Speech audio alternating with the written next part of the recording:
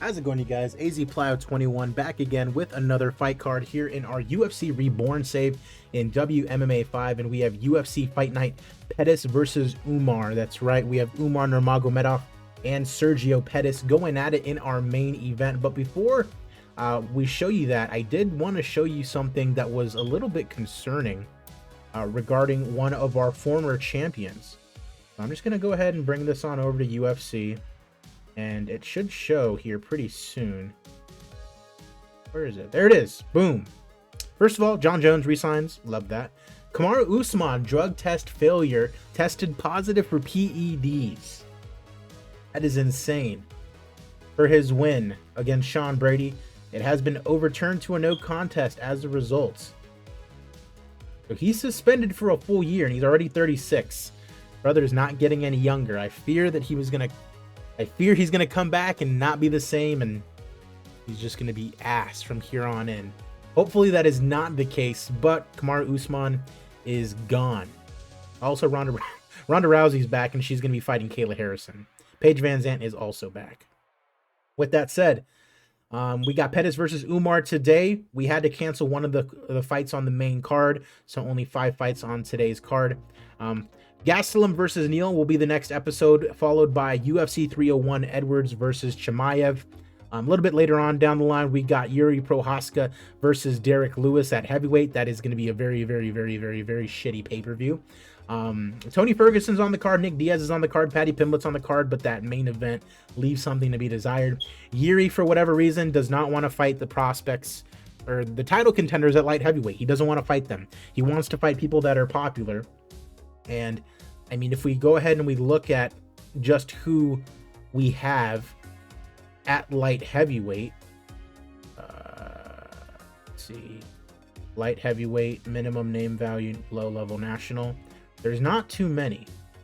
Let's go to like mid-level national. And the list is very, very small. Anthony Smith is not ranked that highly. This guy, Carlos Jr., he's only been back. Oh, wait, this is the entirety of the roster. This is not my roster. Forgive me. Go back. That's okay. So current weight class, light heavyweight, minimum name value, mid-level national. There's 5 or 6. Uzdemir, who's number 4, already has a fight against Jamal Hill. It's going to end up being Uzdemir or Hill who's going to fight him. Because Yuri, for whatever reason, doesn't want to fight anybody else. Anthony Smith is not highly ranked.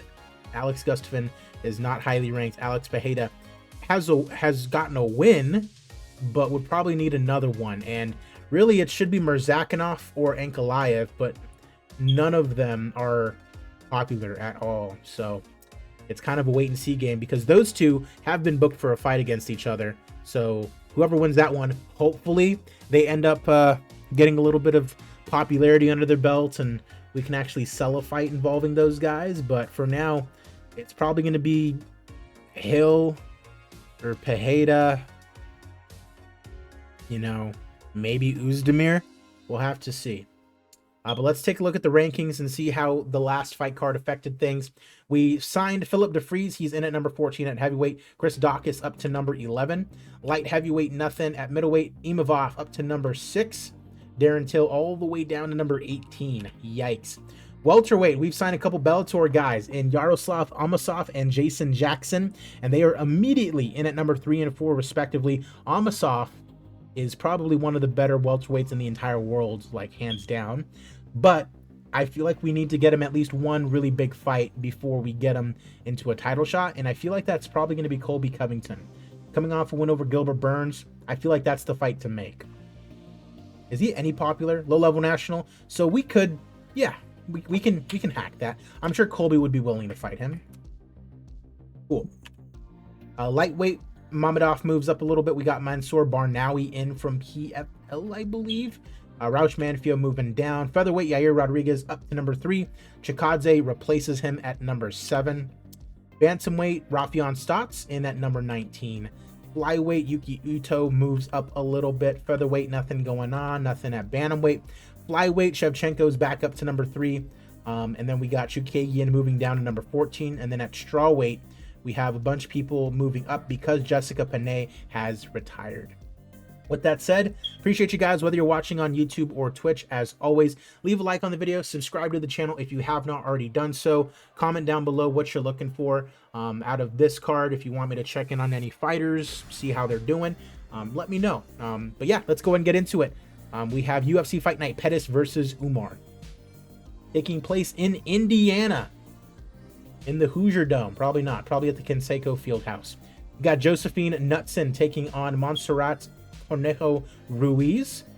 The Mexican fighter at 115 has been very dominant, but Knutson out of Sweden is undefeated. But it's Conejo Ruiz with a TKO in round number 2. We got Jack Jenkins taking on Ali Guliev. Guliev undefeated and a huge favorite against Jack Jenkins here today. But Jack Jenkins, the underdog, with the unanimous decision win over the Black Wolf here today, the Azerbaijani fighter with the first loss of his career. A huge upset. Good on Jack Jenkins. Jia Yi taking on David Onama at 145. And we've got Onama with the TKO victory here today, the 11th of his career. Kurbin Tagabov taking on Bubba Jenkins. Bubba, of course, a PFL veteran alongside Bellator, I believe. And it's Tagabov, less than a minute into round number 1, gets the submission on Bubba Jenkins. Sung Guk Choi taking on Nathan Maness at 125. Couple of flyweight fighters going at it, and it is Maness via split decision after 3 full rounds. Victor Henry taking on Davy Grant at 135. Victor Henry, former Bellator fighter, and Davy Grant gets the TKO victory after 91 seconds. Love to see it out of the English fighter. Fareed Basharat taking on Lerone Murphy at 145. Basharat, a couple Basharats in the UFC now. No fight team for him, though. A couple English fighters going at it, as a matter of fact, as we've got Lerone Murphy getting the TKO victory, 2.5 minutes against Basharat here today. Evan Elder taking on Elvis Brenner here at 155. 7-2 is Elder, a bit of an underdog, but he gets the win via decision over Brenner here today. Sam Patterson taking on Dylan Mantello at 155. A bit of a favorite is Patterson, the English fighter, against the guy from Bayshore, New York, and it is Patterson with the split decision victory in just a decent fight. Final prelim, Don'Tale Mayes taking on Thomas the Train Peterson out of Minnesota. Young man, 28, 9-1. I'm kind of rooting for Peterson here, and he gets it. Split decision, average fight, not the greatest, but Don'Tale Mayes, a full 5 inches taller, can't get it done against the Train.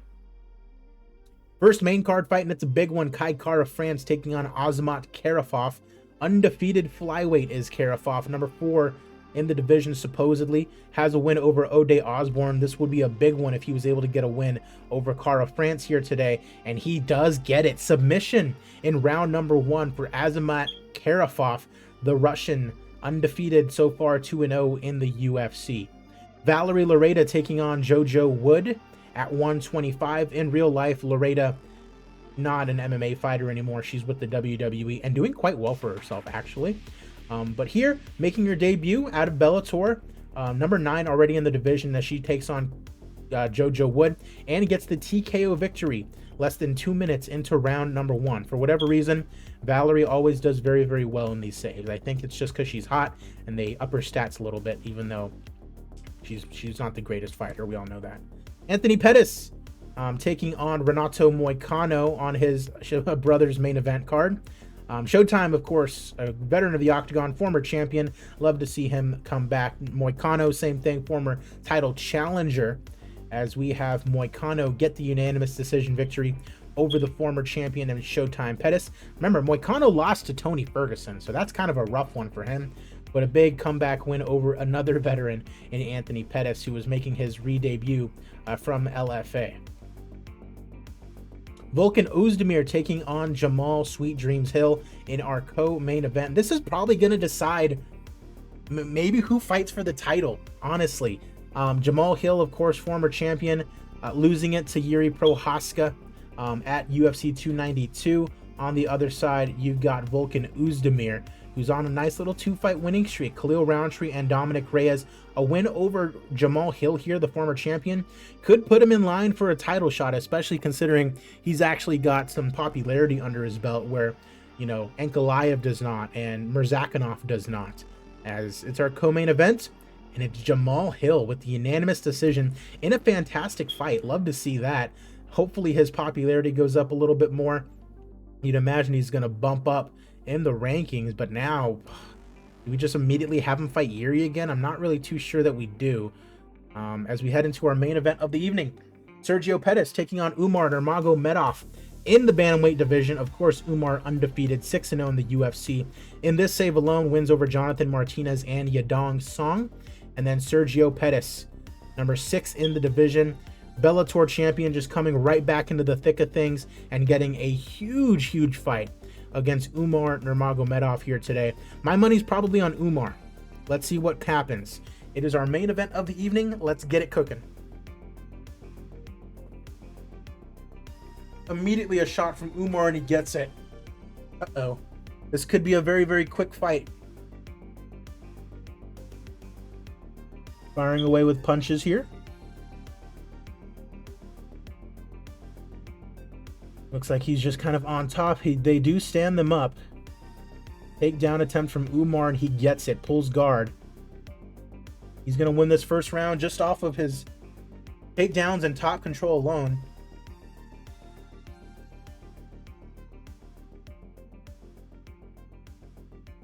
A jab misses. Umar goes in for the takedown and he gets it.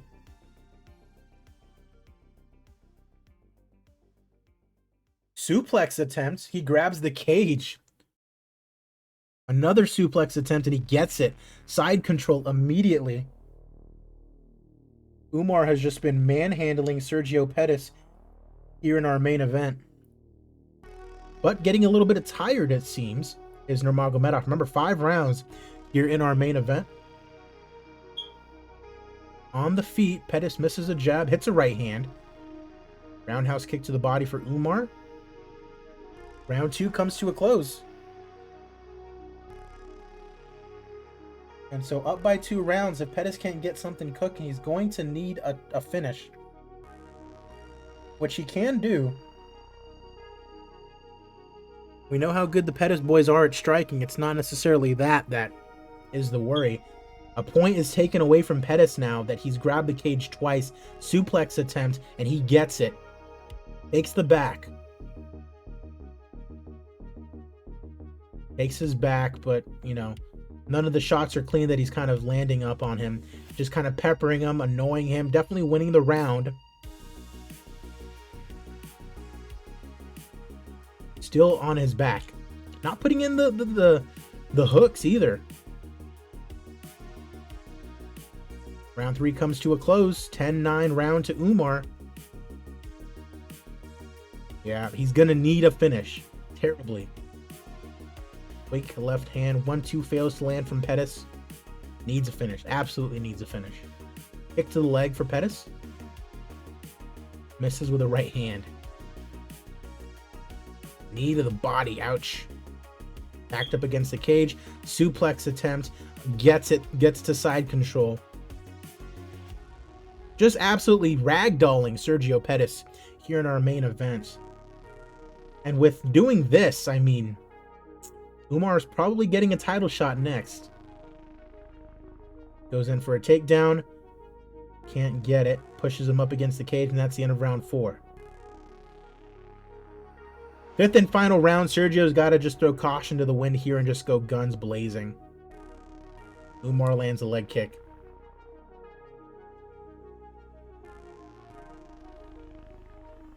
Pettis gets staggered. Umar pounding away on Pettis after a head kick, and the referee stops the fight via TKO. That is insane.